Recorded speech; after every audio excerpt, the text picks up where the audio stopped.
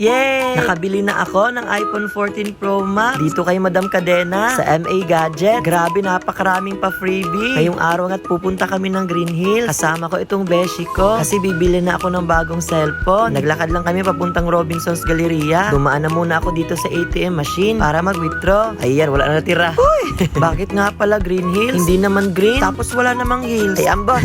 Basta andito na kami. Ilang balik ko na din to dito, kaya hindi na ako nawawala sa loob. Dumiretso agad kami sa second floor. Tapos nakita namin dito ang daming tao. Si Madam Cadena pala. Sikat na sikat to sa TikTok. Sa dami ng mga binibigay niyang pa-freebies. Sobrang dami talagang tao. Pinakita pa lang sa akin ni Madam yung cellphone. Nilatagan niya na agad ako ng maraming pa-freebies. Grabe, napakagalante talaga ni Madam. Akala ko nga yung mga kadena niya pa-freebie din. Madam, bekene me. Char! Pati nga pala itong beshi ko. Binigyan na niya at pinapili ng pa-freebie. Nakita niya din itong cellphone ko. Sabi pa niya ang pangit daw ng casing ko. Kaya bibigyan na rin ako ng libre